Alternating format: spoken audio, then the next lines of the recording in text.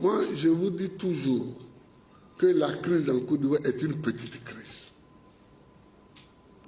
Elle est devenue grande parce que des gens voulaient l'instrumentaliser pour la rendre grande, pour avoir une prise sur le changement de chef en Côte d'Ivoire. Cette crise-là, où quelques jeunes gens ont pris quelques pistolets, quelques fusils contre la République, en quoi avait-elle besoin de susciter autant de résolutions du Conseil de sécurité de l'ONU? Mais je le dis, c'est parce que des gens installés en dehors de la Côte d'Ivoire ont voulu, eux, désigner à la place du peuple de Côte d'Ivoire le président de la République de Côte d'Ivoire. Nous ne pouvons pas admettre que quelqu'un qui est placé dans une maison loin d'ici décide qui va être président de la République de Côte d'Ivoire. On ne peut pas accepter ça. Ça, on ne peut pas l'accepter. Et il faut que les gens le comprennent une fois pour toutes.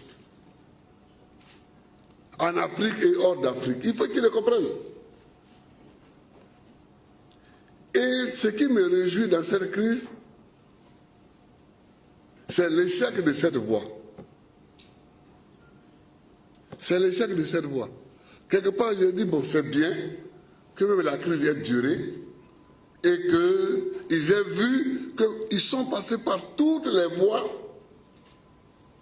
et qu'ils n'ont pas réussi.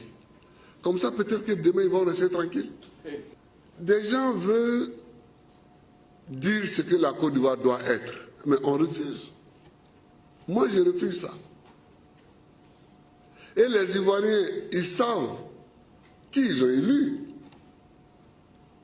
Jean-Paul Sartre avait écrit que quand tu choisis un conseiller, tu as choisi en même temps les conseils que tu veux entendre. Et nous avons choisi d'être libres. Et nous prenons les moyens de notre liberté. Si ce n'est pas pour décider à la place des Ivoiriens, pourquoi des gens, je vais citer des exemples, pourquoi des gens auraient-ils voulu que le pouvoir quitte la présidence de la République, où le président est élu par le peuple, pour faire une politique, pour aller dans les mains d'un Premier ministre nommé? Pourquoi? Parce que le Premier ministre nommé est un de leurs amis. Mais nous, on ne cherche pas l'amitié. On ne cherche pas les amitiés extérieures d'un Premier ministre. On cherche la voix du peuple de Côte d'Ivoire qui a choisi un président de la République. Et ça, c'est la première grande bêtise par laquelle ces gens extérieurs se sont dévoilés. Que le président de la République donne ses pouvoirs de signer des décrets à un Premier ministre, ils se sont dévoilés là, déjà. Ça veut dire qu'ils crient, ils parlent de démocratie, mais ils n'en veulent pas de la démocratie chez nous. C'est pourquoi un jour j'ai dit, mais je ne suis pas un sous-préfet français. Voilà, je ne suis pas un sous-préfet. Et je ne peux pas être un sous-préfet français. J'ai choisi d'être un Ivoirien. J'ai choisi de me présenter à des élections ivoiriennes. J'ai été élu. Laissez-moi tranquille. Ça, c'était la première chose. Changement, ils voulaient changer la nature de notre pouvoir pour les donner à un de leurs amis, le pouvoir exécutif. Ils ne se donnent pas à un ami. Ils se donnent par le peuple. Deuxièmement, pour mettre fin à la crise, est-ce qu'on avait besoin de déclarer que l'Assemblée nationale n'est plus valable? Où est le problème? Ce n'est pas eux qui paient les députés, ce n'est pas eux qui siègent, ce n'est pas eux qui font les projets de loi.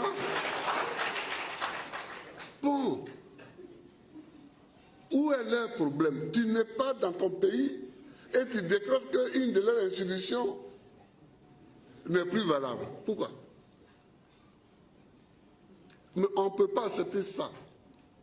En tout cas, moi, je ne l'accepte pas et je ne l'accepterai jamais. Donc, quand les Ivoiriens m'ont élu, je vous disais que quand tu as choisi un conseil, c'est que tu as choisi le conseil que tu veux entendre. Les Ivoiriens me connaissent comme ça. Et puis, ils m'ont élu. Voilà. Donc, en m'élisant, ils ont choisi une politique. C'est pourquoi ils me soutiennent. C'est pourquoi ils me soutiennent. Qu'est-ce qu'ils n'ont pas fait? À passer dans les camps militaires, les soirs, tout ça. Mais dès qu'ils voient un militaire, le militaire court, il vient me voir. C'est ce que je disais l'autre jour. Il dit, patron, voilà ce qu'ils ont dit aujourd'hui. Voilà. Au début, ils sont passés dans les villages. Ils disent, bon, votre président n'est pas bon, on va l'enlever et puis on va vous donner un autre président. Les villageois ont dit, ah, bon, ils les ont lapidés avec des cailloux. C'est pas bien. Ce n'est pas bien. C'est pourquoi j'ai dit l'autre jour que la résistance a payé. Elle a payé parce qu'il est bon que des manœuvres de ce genre échouent. Je crois que dans les relations entre l'Afrique et la plupart des pays occidentaux, mais surtout la France, il y aura un après, un avant crise de Côte d'Ivoire et un après crise de Côte d'Ivoire. Et c'est bon que ce soit ici. Il faut que les gens comprennent qu'on ne peut pas faire n'importe quoi dans les pays des autres. On ne peut pas faire n'importe quoi. On peut être amis et écouter les conseils que ton ami te donne. Mais si ton ami veut te remplacer dans ton propre foyer, ce n'est plus un ami. Que Dieu nous bénisse. Que Dieu bénisse la Côte d'Ivoire. Que Dieu bénisse l'amitié sincère entre le peuple de France et le peuple de Côte d'Ivoire. Je ne gouverne pas avec ma famille. Moi, je suis chef de l'État, président de la République. Ma femme, elle est députée. Et Kade n'est pas mon neveu. Le mot neveu est un mot français. Il y a des neveux ici qui sont dans cette salle. Mais Kade n'est pas mon neveu. Il a été ministre de la Défense, ministre délégué à la Défense. Et il était mon conseiller. Je ne gouverne pas avec ma famille. Peut-être que ça se fait comme ça ailleurs en Afrique, mais pas en Côte d'Ivoire, au temps de Gbagbo. Ça veut dire, il y a des petites choses comme ça qu'on aurait pu éviter, ça alourdit pour rien l'atmosphère, et ça nous empêche d'aller immédiatement au fond du problème. Madame la Présidente, toute ma vie, et ça se sait non seulement en Côte d'Ivoire, mais dans toute l'Afrique et dans toute la France politique, j'ai lutté pour la démocratie. J'ai demandé à mes avocats la semaine dernière, je leur ai dit que je voulais vous envoyer, vous amener tous les livres que j'ai écrits sur mon parcours. Ils ont dit que c'est trop tard pour introduire ces livres-là. Mais quand on aura tout fini, quel que soit le résultat, quel que soit ce que vous déciderez, j'enverrai un lot des livres de Gbagbo au bureau du procureur. Je vous enverrai un livre des livres de Gbagbo, parce que, en fait, c'est ça, l'homme. Il marche, mais il laisse des traces sur le chemin qu'il parcourt. Comme ça, on peut le retrouver. Je n'ai jamais cru que la Côte d'Ivoire allait s'en sortir par la guerre. Je n'ai jamais cru ça. J'ai toujours cru qu'on s'en sortirait par la discussion. Même si je sais qu'ils ont tort. Mais Pour s'en sortir, j'ai toujours cru à la discussion. Alors j'ai parcouru toute l'Afrique. On a fait les négociations de Lomé. Ils ont fait les négociations de Marcoussis et de Kléber, mais ça, je laisse ça de côté parce que c'est... nous avons fait les négociations de Accra 1, Accra 2, Accra 3, sous la présidence de John Kufuor. Nous avons fait les négociations à partir de juin 2005 de Pretoria 1 et de Pretoria 2 sous la présidence de Thabo Mbeki. Nous avons tout fait. Nous avons tout fait.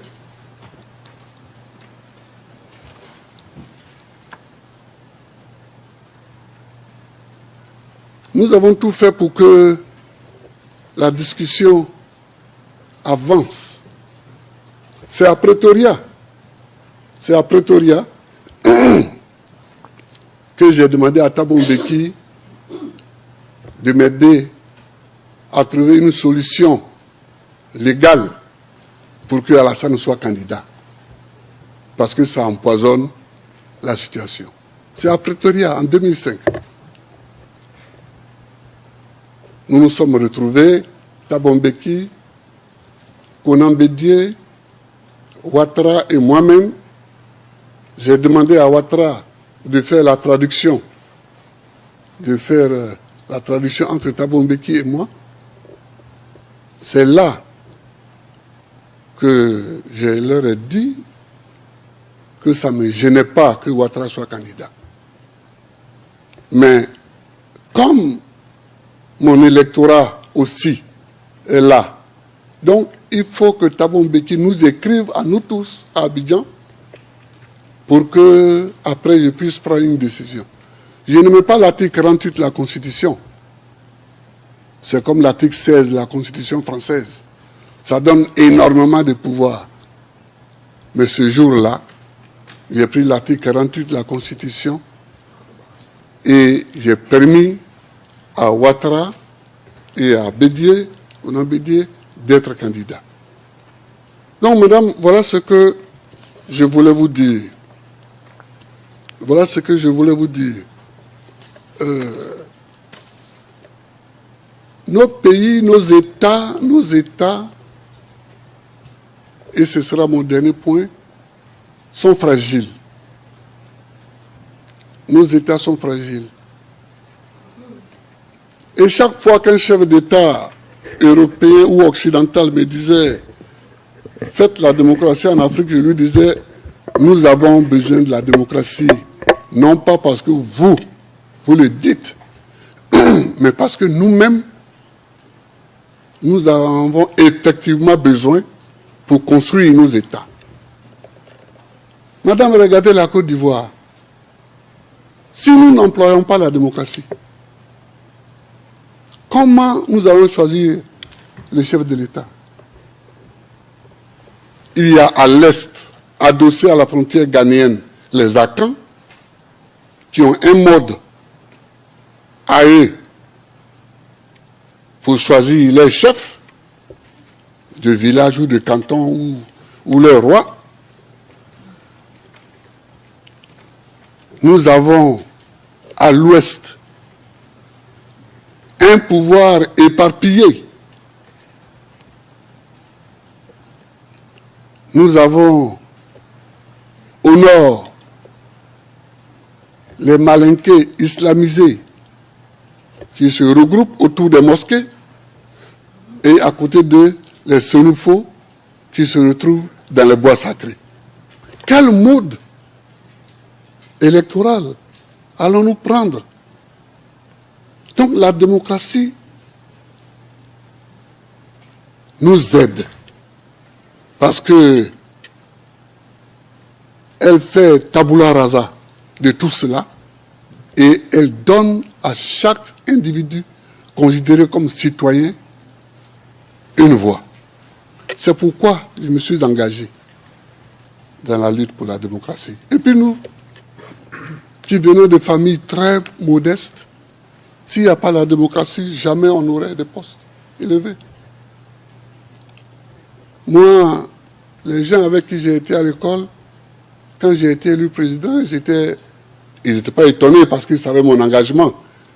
Mais ils sont venus me saluer pour saluer mon courage.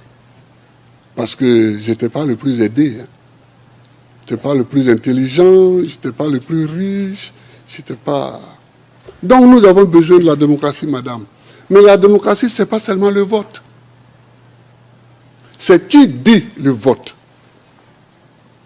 Qui dit le résultat du vote. C'est ça aussi la démocratie. Tous ces Africains-là, qu'ils comprennent que le salut pour les États africains, c'est le respect des constitutions que nous nous donnons et des lois qui en découlent. J'ai dit souvent à mes collaborateurs que celui qui veut être riche, il ne faut pas qu'il vienne faire la politique. Si quelqu'un fait la politique et qu'il devient riche, c'est qu'il est voleur. La politique n'est pas là pour enrichir les gens. En politique, on te donne les moyens pour que tu vives correctement, mais il y a un travail à faire. Si celui qui veut être riche, il fait des affaires. Il ne devient pas professeur, il ne devient pas journaliste, il ne devient pas caméraman, il ne devient pas homme politique. Ce n'est pas des métiers où on devient riche, ça. Ce n'est pas des métiers où on devient riche. Ça, c'est la première leçon que je voulais tirer. La deuxième leçon, c'est que tu peux partir de zéro et tu peux arriver au sommet. Pourvu que tu saches dès le départ où tu veux aller. Et que tu prennes les moyens pour arriver où tu veux arriver. Je me rappelle toujours d'une discussion que j'avais avec mes amis au lycée classique. On était un certain nombre qui voulions devenir président. Chacun dit va devenir président. Et il y en a un qui m'a dit, moi je vais d'abord faire les affaires, parce que sans argent on ne peut pas faire la politique, on ne peut pas devenir président. Et je lui ai dit, moi, c'est parce que je ne vais pas faire les affaires, que je vais être pauvre, que je vais avoir les mains propres et que je vais devenir président. Aujourd'hui, mon ami, il a eu beaucoup d'argent, effectivement. Il a beaucoup d'argent, mais il n'est jamais devenu président. Il n'a jamais même été candidat. Voilà, il n'a jamais été candidat. C'est-à-dire qu'il faut savoir ce que tu veux longtemps à l'avance.